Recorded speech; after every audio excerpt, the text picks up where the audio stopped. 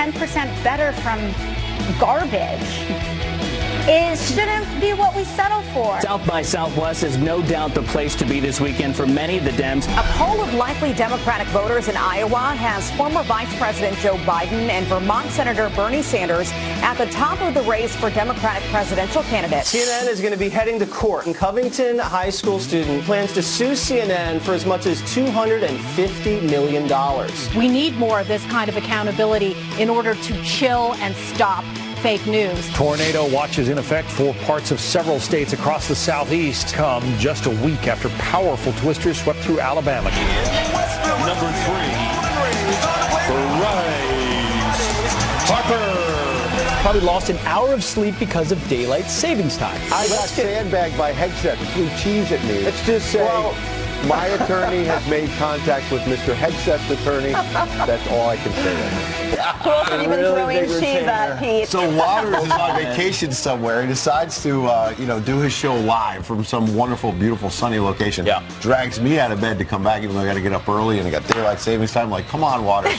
And he's got to make fun of me about you throwing cheese in my head. Talk trash. So my attorney's called your attorney. We'll see how it works out. Good thing an attorney is sitting in between you two, right? I'm going to play peacemaker, negotiator. You're my attorney. In this moment, I am. But right now, I'm just excited to be on the couch with you guys. Happy Sunday. I'm excited to be back. We all lost a little bit of sleep. So did you. You might be. In fact, our ratings are probably going to be terrible in this season. We can say whatever we want in the 6 o'clock hour because everyone's still asleep. Right? They Get that attorney ready, right? They'll be here at 7, so you're in the bonus edition of Fox and Friends Weekend right now. No one else is watching. Just you want to talk about bonus coverage? Alexandria Ocasio-Cortez. She's at that festival down in Austin, South by Southwest.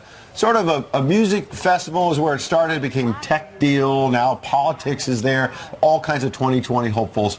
But she is front and center. She did this long interview, and she's talking and talking and talking. Oh, she is. South by Southwest, the elite media, tech, as Ed said, they all gather together and congratulate each other. And lots of politicians went. Amy Klobuchar, Elizabeth Warren, Beto O'Rourke, Howard Schultz. We'll get to some of that. But the line was the longest by far for Representative Alexandria Ocasio-Cortez. They asked her about the state of politics. Ronald Reagan came up. FDR came up. She slammed FDR and Reagan. She slammed them both and talked about America as, well, something else. Listen. Well, I think a perfect example of how special interests and the powerful have pitted white working class Americans against brown and black working class Americans in order to just screw over all working class Americans is Reaganism in the 80s when he started talking about welfare queens. Mm-hmm. He's painting this really resentful vision of essentially black women who were doing nothing, that were sucks on our country, right? That's not explicit racism, but still rooted in a racist caricature. It gives people a logical reason to say, oh yeah, no, toss out the whole social safety net. Yeah. And then as a result, we are all devastated. When someone's talking about our core, it's like, oh, this is radical. But this isn't radical. This is what we've always been. Mm-hmm. I think all of these things sound radical compared to where we are, but where we are is not a good thing. And this idea of 10% better from garbage shouldn't be what we settle for. So 10% better than garbage, that America right now, what's happening in America is garbage? What kills me about that is how I feel like it was just littered with all of these trigger words that makes the audience laugh and cheer, when really what she's saying is so confusing. She said we're 10% up from garbage when we know that wages are on the rise, and that's the direct result of the capitalist culture. It's not the direct result of imposing regulations. She says she makes it clear that, by the way, taking from someone else or my gain doesn't mean taking from someone else. Yeah. And yet literally that's exactly what her proposed policy is, which is to take from the top to give to the bottom. There's just so many contradictions in there. I don't understand how these kids, frankly, can listen to that in the audience and hear it. One word that was not mentioned, Venezuela. No, never. That never came up. Actually, Howard Schultz brought it up, though. To booze. The audience booed him when he brought up Venezuela. Because Emily, what you just said is racist. FDR is racist. Ronald Reagan is racist. I'm racist. Ed's racist. Dave the cameraman is racist. We're all racists today. No, that is exactly how she explains away opposition to what she wants to do in socialism. And then she calls our country garbage because her premise is that it's amazing because we've never been more racially equitable. Never more gender equitable. The boats have been rising for everybody. Think about what middle-class people have access to today compared to 50 years ago as far as technology and well-being.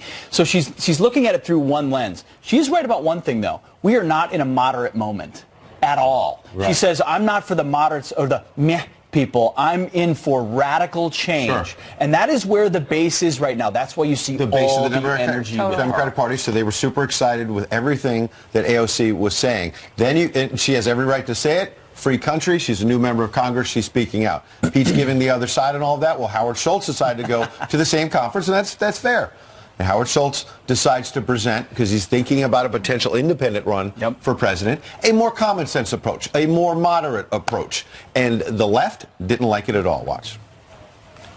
That's a well-intentioned idea, but it's never going to happen. Let's propose things that are true, that are honest, that are sincere, and that are realistic. For us to start moving towards a level of socialism is such an extreme position, and something that I think is inconsistent with the values and the heritage and the tradition of the country. If Donald Trump runs against one of those types of candidates, it's my belief that Donald Trump will be reelected. And that's what the Democrats don't want to hear. He's speaking truth to power. The further left the Democrats go, the more likely it is that Donald Trump wins re-election. Now, he is speaking with his own interest, Howard Schultz, because he's trying to present this sort of moderate course that I mentioned, and that may or may not work. But the Democrats simply don't want to hear it, so they are trying to drown him out. And, know the audience. Like, they booed him in that. They didn't want to hear his common sense approach. And the Daily Beast, subsequently, their headline read, Howard Schultz bombs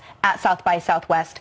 Quote, you don't like that. Because when the audience booed, he was like, what, you guys don't like that? And he was talking about Venezuela. So again, it's like the Kool-Aid that's just saturated the audience there in those Again, think about our moment. This is not his moment. This is the radical leftist moment. This is the socialist from the Bronx moment. The liberal CEO of Starbucks, everyone's crunchy favorite restaurant, gets booed at South by Southwest because he doesn't like socialism.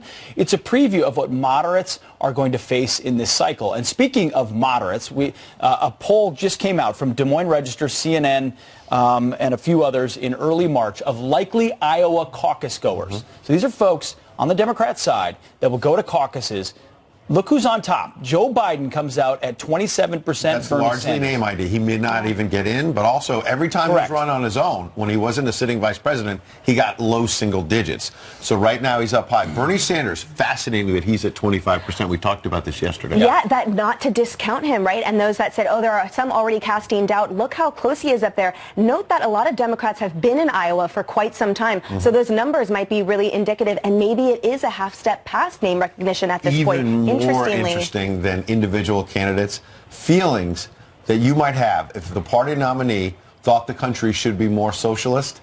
These likely Iowa caucus goers, the ones who are going to decide the fate of the Democratic nominee, 56% very mostly satisfied with socialism, basically. 33% very or mostly dissatisfied. 11% somehow not sure. This is why Joe Biden is still in the Caribbean, trying to figure out whether he should run for president. As a moderate. Has the party left him? Can he raise the money? Is the energy there? Does he want to become a socialist, or will he be Jeb Biden? Will he be the Jeb Bush of this cycle? Everyone thought because he had name ID, Ed, to your point, he'd be the front runner. Jeb Bush had great name ID. But the kids don't love him. The socialists don't love him. The greenies don't love him. No one who you need in your base in the Democratic Party loves him. The more I watch this process, the more I believe that Bernie Sanders has an advantage. And he could step in it. I don't know. But this guy's got the energy because he was there when no one else was, and he'll talk about socialism in a full-throated way. Real quick, Emily, look at these issues and how it plays into what you were saying a moment ago. Iowa Democratic voters, what you care a lot about.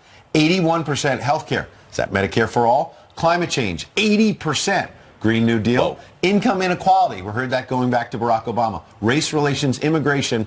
Interesting, immigration is so high up. President talks about that all the time. Job creation is in the middle of the pack. Also interesting, if you go way down, international trade at 37%, it's higher among Democrats than impeachment. Only 22% say they care a lot about impeachment, yet Democrats talking about impeachment all the time in Congress. Which is interesting because I feel like those numbers really belie the fraction within the Democratic Party, right? You have the kind of older ones at the top that are focused on impeachment. That's at the bottom. Near the top was climate change and those progressive issues that Biden's not necessarily touching on, that he might not represent that progressive push from the left, that Bernie Sanders might, et cetera. So that's again, that's the base. Iowa. That's the primary base, not necessarily the general electorate base. So does that person who has a manufacturing job in Pennsylvania care about climate change the way primary voters do? That's part of the challenge. What do you think? Where's the Democratic Party headed? Who's the likely nominee to come from the ashes of all of this? Friends at FoxNews.com. Yeah. All right, guys, turning to your headlines, we start with a Fox News alert. A Chicago police officer is in critical condition after he was shot in the shoulder serving a warrant.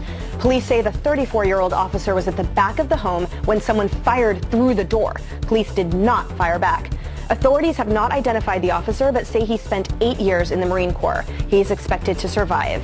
A 19-year-old woman is in custody. Also breaking, an airplane carrying 157 people crashes 6 minutes after takeoff in Ethiopia. The Ethiopia Airlines flight was heading to Kenya. Search and rescue operations are underway. The airline has not commented on possible casualties, but the Prime Minister's office offered condolences to victims who have lost loved ones. There's no word yet on what caused the crash. Severe weather is spurring tornadoes across the South and Midwest. Coming right at us. Oh, wow. That suspected tornado throwing debris all around in Louisiana, and in Arkansas, 2 people were hurt as twisters leveled homes and knocked down trees. Top wind speeds hit 105 miles per hour. Celebrity couple J-Lo and A-Rod are getting married. We were just talking about this backstage. The music icon and retired baseball star announcing their engagement on Instagram, each posting this picture of the huge diamond ring. So big. Yes, someone backstage called it an ice cube. A-Rod popped the question during a weekend getaway in the Bahamas. The couple recently celebrated their 2-year anniversary. All right, those are your headlines. Good luck to them. That's pretty awesome. Good for them, indeed. All right, coming up, should lawmakers take action to ban daylight savings? Big one. We'll talk to one who is trying to do just that. Yeah, I want to ban it right now. That confrontation involving those Covington Catholic school students took a new turn. CNN now becoming the target of a mega lawsuit. Joe Concha on the message that it sends to the media. That's next. And a paraglider preparing to make his landing until this. What's up, Skip? Hey, go away.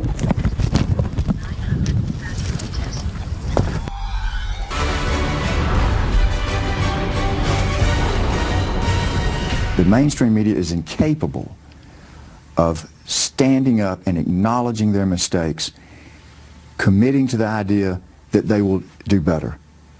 They're not going to do better because they can't acknowledge how badly they're now reporting. The attorney for the Covington High School student at the center of that Capitol Hill confrontation, blasting the media as he gets ready to sue CNN for more than $250 million, accusing the network of vicious and direct attacks on Nicholas Sandmann. Joe Concha is a media reporter for The Hill and WOR radio talk show host. He joins us now to weigh in. Good morning, Joe. Thanks for joining us. Good morning, Emily. Congrats on your Antonio Brown going to your Las Vegas Raiders, by the way. Thank you. We are quite excited. Sorry, not sorry, Steelers. So, Joe, tell us your read on this impending case that, as we know, will be more than $250 million. Yeah, I don't know if the money so much matters, guys, in the court of public opinion. The symbolism around this is all around accountability, which is increasingly a foreign concept in our media. In other words, how many times do you see firings or suspensions over major mistakes, and how many times do you see these mistakes go against, say, a Democratic lawmaker or group? It always seems to go in one direction. It's all about due process. Remember Brett Kavanaugh, guilty until proven innocent. Why? Because he was a Trump Supreme Court nominee. Jussie Smollett, innocent the story was bought by the media, many in the media, because there were two guys allegedly that were wearing MAGA hats that attacked him, and obviously now with Covington as well. So people see all of this and they say, okay, we want to see some responsibility here being held, and the lawsuit is symbolic of that. Now, let me just get to you one thing around intent, okay, as far as mistakes being made or not being made. There's a fascinating poll that I talked about last year, that I wrote about last year, I should say.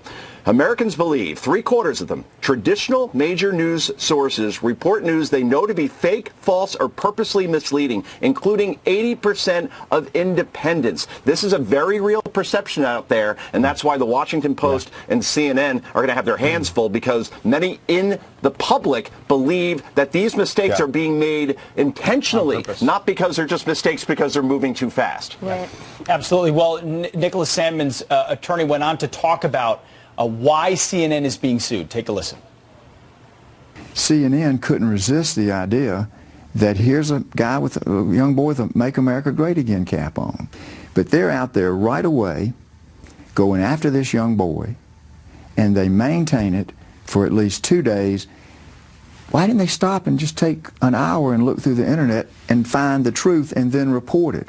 Maybe do that before you report the lies. The entire interview airs tonight, by the way, on Life, Liberty, and Levin on the Fox News channel. Joe, your response? Well, I think in the end, well, Lin Wood is right? I mean, in this case, the video that was the mistake around all this that so many outlets ran with, the fact was that video was heavily edited by a partisan group. Check your sources, guys, before you just start to run with a narrative that you love a lot. And here's the bottom line, guys.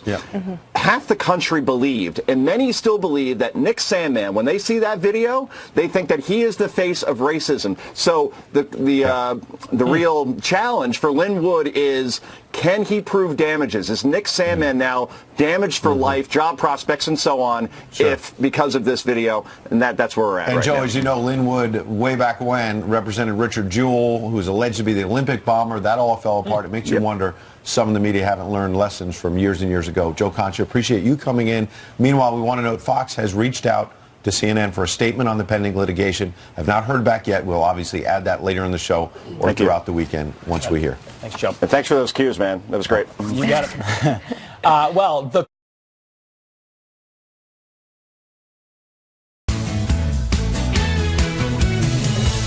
We're back with some headlines. Yesterday, Pete did like a stutter step and then came down. A jaguar attacks a woman at an Arizona zoo while she was trying to take a selfie. Witnesses say the woman reached across the barrier when the animal pounced, slashing her arm. The woman, though, is expected to be okay. The zoo says the jaguar never left its enclosure. And a paraglider gets a rude awakening, get it, while landing in Australia. Take a look. What's up, Skip? Hey. Go away. Go away. A GoPro cam catching the moment the angry kangaroo charges at the man. Thankfully, it hopped away seconds later, leaving the man with barely a scratch. Pete. Go away. Go away. All right. Now to some more trouble with schools. Some students at George Washington University, they want to change their mascot. Our next guest went to find out why students think the Colonials is so offensive. I mean, colonial is kind of a touchy word. There's like a negative connotation with the colonials and with colonialism. There are students on this campus who don't feel comfortable with it, and so then it doesn't really matter what other students think. The whole like colonial thing is like a little white supremacist-y, and I think like a hippo would be a better mascot. Joining us now, campus reform correspondent and George Washington University student Abigail Maroney. Thank you so much for joining us. Thanks for having me. Those answers, they literally made me laugh. A little white supremacist-y. And also, if someone is uncomfortable, then it doesn't matter what anyone else thinks. Talk to us about this. Right, so this effort has been going on for over a year at George Washington University. Students have decided that the colonial, our mascot, is offensive. But what's missing in this debate is any sort of common sense whatsoever. There's a huge difference between a colonial, which is our mascot, and anyone who lived during colonial times, and colonialism, which is what students are saying this mascot is representative of, which is not the case at all. Colonialism is a political system of taking over land. But last time I checked, being born during the colonial time and living during that time, there's nothing offensive about that. Well, You would think. you would think. You spoke to a few other students that talked about colonialism. Take a listen. The word colonial evokes an image of white men coming to take people's land. We can't forget that Americans fought for freedom on land that wasn't theirs in the first place. Slavery bad, colonialism bad.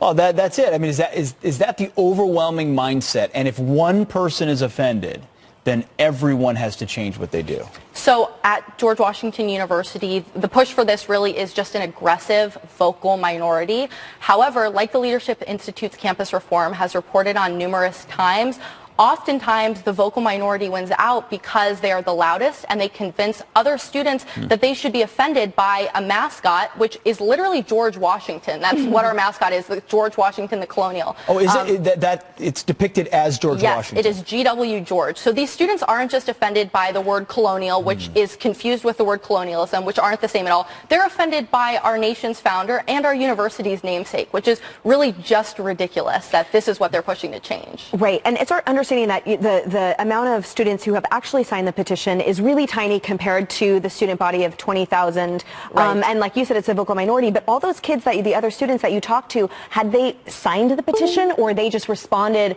that approvingly to when you were asking the question? So some of the students had signed the petition, but a lot of them also had not signed the petition. However, as is the case on most left-leaning campuses, students feel the need to hop on the social justice bandwagon. If something is deemed offensive by their peers, they do not want to be the ones to push back against it. So some students who had not heard about this said, yeah, I think that is offensive. I mean, why wouldn't it be? And like you heard, one student said, if one person thinks the mascot is offensive, we should change it. I mean, what kind of logic is that? Abigail, but speaking of their logic, eventually George Washington is racist in their logic, right? Correct. Because our country is sinful, and as a result, that's what we're talking about. Taking their logic to the absolute extreme, you're totally right. And when we asked students this question, some of them said we should change the name of our university, which is ridiculous because without George Washington, we wouldn't even have the freedoms to have this conversation today. So totally take him off the dollar bill. I mean, I can't even. No, it's the mindset of the left. I mean, he is the founder of our country. The namesake of our university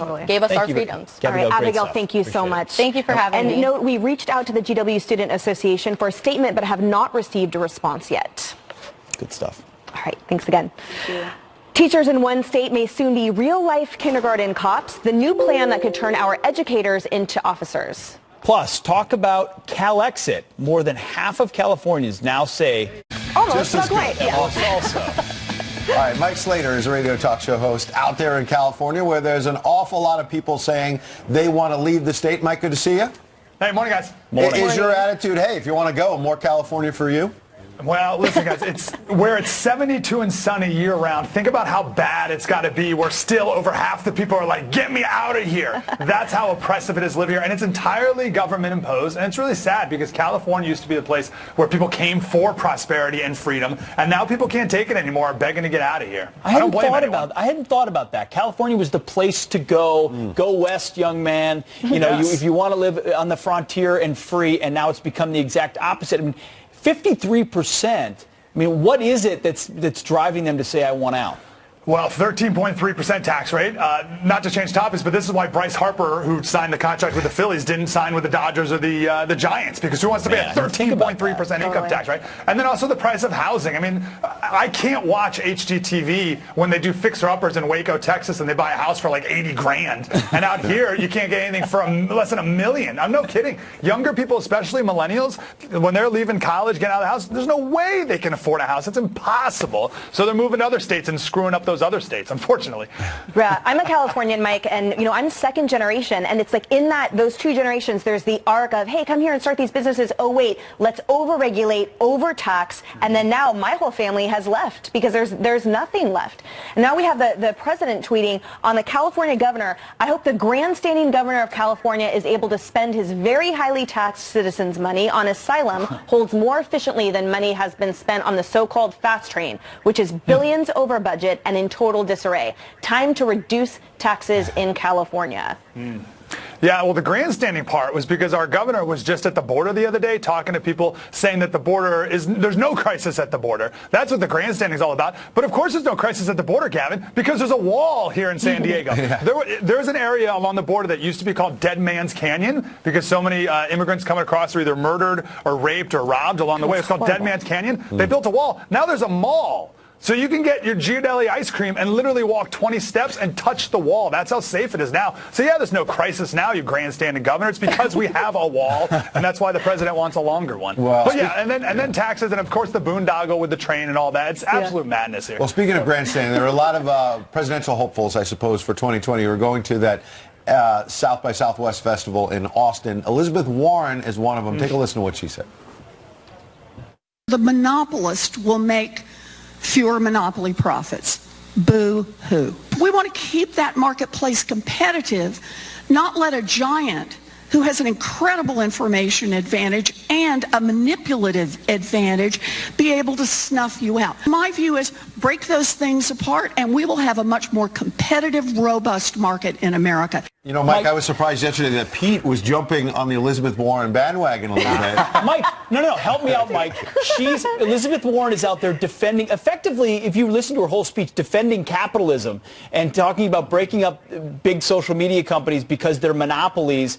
Am I wrong in feeling like she's just a little bit of sanity amongst socialist insanity? There are some problems with the big tech Silicon Valley companies, but that's also not what she's talking about. She's also talking about raising taxes and getting more government involvement in every other way, which is she should have no involvement with that whatsoever. But to tie back into California, the reason California screwed up is because the people of California keep voting for these people, right? So it was H.L. Mencken who said the theory of democracy is that the common people know what they want and deserve to get it good and hard. And that's what we have here in California, and that's what Silicon Valley is going to do as well. Those guys at South by Southwest, they're going to vote for people like Elizabeth Warren, and they're going to screw up the little semblance of capitalism and prosperity we have in California. Elizabeth Warren will say the C word, which you're not supposed to say, which is capitalism. She'll actually, I mean, it's scary. She's the one defending capitalism. Yeah, did you hear? Was it Hickenlooper? Is that the Colorado governor the other day? He would not say that he's a capitalist. He was a small businessman. He ran a brewery. I guess I'll give Warren a little bit of credit. Just give her a little bit.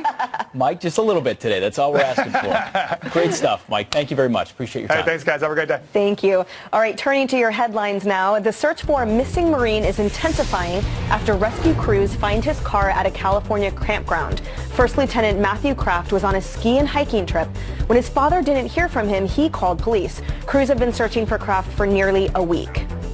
Americans will soon need more than a passport to travel in Europe. Starting in 2021, the EU will require U.S. travelers to have pre-approved visa-like pass. It will cost about $8 and last 3 years. And European Union officials say that the pass is an extra security measure. An out-of-control SUV comes feet from President Trump's motorcade. Watch. Oh my God, what is the president? Are you kidding me? Did y'all see that? Holy smoke. The vehicle slams into a guardrail as the motorcade passes on the other side of an Alabama interstate. It's unclear if the driver was hurt. Now, teachers in North Carolina could soon be able to carry guns. Lawmakers are reintroducing a bill to let educators take law enforcement training to become teacher resource officers. The bill would let them carry guns and have the same arrest powers as police officers. Teachers who go through the training will get a 5% pay increase. And those are your headlines. Love it. God bless North Carolina. You know, by the way, Mike Slater also was talking about the high taxes for Bryce Harper. Rick, I have a hard time feeling bad for Bryce Harper if he had gone to California, 13% tax on a $330 million contract. A lot of taxes, but a lot of money. I was just doing the math. Just tax them all, says Ed. Yeah, Emily was about to say something really good. But more importantly, we need to hear from you and the weather. Was that it? See, I told you she was about to say something good. Very nicely done. All right, if you're in Caribou, Maine this morning, it's really cold, -6. That's the only spot that's really, really cold. Cold across the northern plains where we have some snow. And precipitation-wise, Florida, nothing today. We had the severe weather yesterday. We didn't get the big tornado outbreak like conditions possibly were going to happen. That's good news. We will see a little bit of storms here, and you'll notice kind of this moisture coming all the way from parts of the Pacific. That will kind of stream here across parts of the south and keep things unsettled. And as the day goes on and heats up a little bit, we will see some severe storms here. I don't think we're talking about tornadoes this time, and this is, I'm pointing this out because this is the area that last week was hit by those 39 tornadoes and that one in Lee County that caused those 23 fatalities. To the north side of the storm, that's where the cold air is in place. You're seeing it all the way back across parts of Minnesota still. A little wind down. We have the snow that's moving in across parts of upstate New York and in throughout New England. That will turn into rain a little bit later. And behind the storm, very windy conditions. So we'll probably see a few airport delays. And people are asking me, where is spring? Is it coming? It's going to get here a little bit this week, especially across parts of the southeast towards the mid-Atlantic. Rick, I was listening a little bit, but I was doing math. He said, it's going to be warmer in some places. But no, it's important. I'm sorry, Rick. Yeah, he said, I don't care about taxing 13% and $330 million. Just a cool $39 million you're giving to the government. He still has almost $300 million on it. I mean, just crumbs for Where have you heard that before? By the way, you had to pull out your calculator to do that one? Yeah. Come on. That wasn't super hard. Wasn't super hard. All right, thanks, Rick. Trying to get it right. Yeah, okay, good. Meanwhile, after the scandal involving Patriots owner Robert Kraft, some New York lawmakers are pushing now to legalize prostitution. All we've done is further criminalize the undocumented, our transgender population, and anyone who engages in sex work. And now some Democrats running for president are throwing their support, of course they are, behind the idea on a federal level. Is it a good one? We'll discuss it coming up next. Plus, New York Congressman Lee Zeldin, Jason Farage, and Andrew McCarthy. Welcome back. Some quick sports headlines for you. The Pittsburgh Steelers reportedly trading. New York lawmakers have introduced a bill that could make New York the first state to legalize prostitution. Decrim sex work! Why do we want it? Now! And Tuesday, Kamala Harris became the first U.S. presidential candidate for 2020 to publicly state she supports decriminalizing sex work. So what could this mean for the case involving Robert Kraft and more? Joining me now to discuss is New York Assemblyman Kieran Lawler. Thank you so much for being here today. So give us your perspective as a New York Assemblyman of what this might do to your state. This is one of those things that kind of sounds good on paper. You'll clean up the industry, but it's actually counterintuitive because there's been studies by the London School of Economics which says that if you decriminalize or legalize prostitution in a country, you actually increase illicit trafficking to that country. And the more wealthy that country is and the more democratic it is, the greater the increase in trafficking. So this could actually be called the trafficking expansion bill because that's the impact that it would have if it was in place. As far as Robert Kraft, if my colleagues on the left, on the other side of the aisle, had their way in New York, something like what Robert Kraft is accused of, he would not be accused of that. And you ask, what would it do to our state? Being the first state in the union to have decriminalized prostitution, we're going to invite a whole element into our state for sex tourism and other things, which we're really not going to like. Right down the road is Times Square. One of the great accomplishments of the Giuliani administration was cleaning up the adult industry in Times Square. All that stuff was legal, but it brought in a huge illegal element and made Times Square for a generation almost a no-go zone.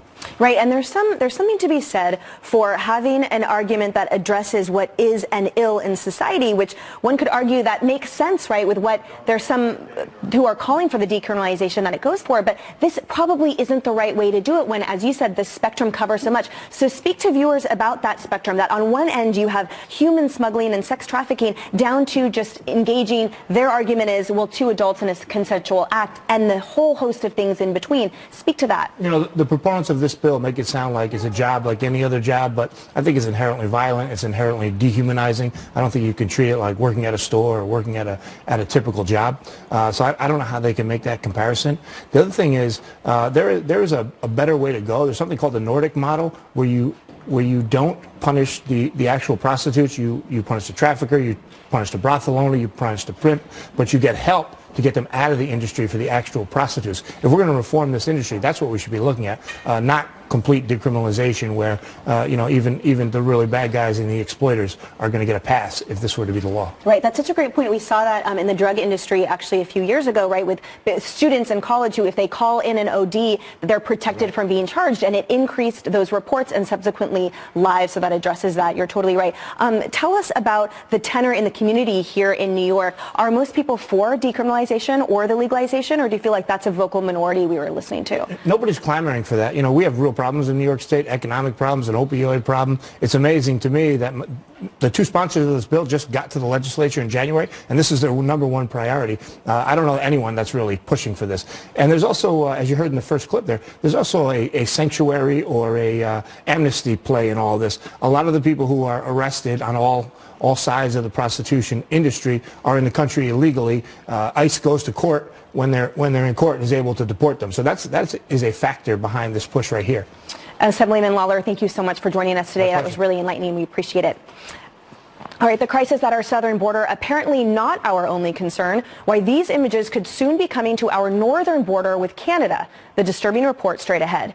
And after springing forward last night, are you feeling the effects as much as we are of daylight savings time? We're getting tips on how to cope with that lost hour of sleep next. Andrew McCarthy. Welcome back. Some quick sports headlines for you. The Pittsburgh Steelers reportedly trading. New York lawmakers have introduced a bill that could make New York the first state to legalize prostitution. Decrim sex work! Why do we want it? Now! And Tuesday, Kamala Harris became the first U.S. presidential candidate for 2020 to publicly state she supports decriminalizing sex work. So what could this mean for the case involving Robert Kraft and more? Joining me now to discuss is New York Assemblyman Kieran Lawler. Thank you so much for being here today. So give us your perspective as a New York Assemblyman of what this might do to your state. This is one of those things that kind of sounds good on paper. You'll clean up the industry, but it's actually counterintuitive because there's been studies by the London School of Economics which says that if you decriminalize or legalize prostitution in a country, you actually increase illicit trafficking to that country. And the more wealthy that country is and the more democratic it is, the greater the increase in trafficking. So this could actually be called the trafficking expansion bill, because that's the impact that it would have if it was in place. As far as Robert Kraft, if my colleagues on the left, on the other side of the aisle, had their way in New York, something like what Robert Kraft is accused of, he would not be accused of that. And you asked, what would it do to our state? Being the first state in the union to have decriminalized prostitution, we're going to invite a whole element into our state for sex tourism and other things, which we're really not going to like. Right down the road is Times Square. One of the great accomplishments of the Giuliani administration was cleaning up the adult industry in Times Square. All that stuff was legal, but it brought in a huge illegal element and made Times Square for a generation almost a no-go zone. Right, and there's something to be said for having an argument that addresses what is an ill in society, which one could argue that makes sense, right, with what there's some who are calling for the decriminalization that it goes for, but this probably isn't the right way to do it when, as you said, the spectrum covers so much. So speak to viewers about that spectrum, that on one end you have human smuggling and sex trafficking down to just engaging. Their argument is, well, two adults in a consensual act, and the whole host of things in between. Speak to that. The proponents of this bill make it sound like it's a job like any other job, but I think it's inherently violent. It's inherently dehumanizing. I don't think you can treat it like working at a store or working at a typical job. So I don't know how they can make that comparison. The other thing is there is a better way to go. There's something called the Nordic model where you don't punish the actual prostitutes. You punish the trafficker, you punish the brothel owner, you punish the pimp, but you get help to get them out of the industry for the actual prostitutes. If we're going to reform this industry, that's what we should be looking at, not complete decriminalization where even the really bad guys and the exploiters are going to get a pass if this were to be the law. Right, that's such a great point. We saw that in the drug industry actually a few years ago, right, with students in college who, if they call in an OD, they're protected from being charged, and it increased those reports and subsequently lives, so that addresses that. You're totally right. Tell us about the tenor in the community here in New York. Are most people for decriminalization or the legalization, or do you feel like that's a vocal minority we were listening to? Nobody's clamoring for that. We have real problems in New York State, economic problems, an opioid problem. It's amazing to me that the two sponsors of this bill just got to the legislature in January, and this is their #1 priority. I don't know anyone that's really pushing for this. And there's also, as you heard in the first clip there, there's also a sanctuary or a amnesty play in all this. A lot of the people who are arrested on all sides of the prostitution industry are in the country illegally. ICE goes to court when they're in court and is able to deport them. So that is a factor behind this push right here. Assemblyman Lawler, thank you so much for joining us today. That was really enlightening. We appreciate it. All right, the crisis at our southern border, apparently not our only concern. Why these images could soon be coming to our northern border with Canada. The disturbing report straight ahead. And after springing forward last night, are you feeling the effects as much as we are of daylight savings time? We're getting tips on how to cope with that lost hour of sleep next.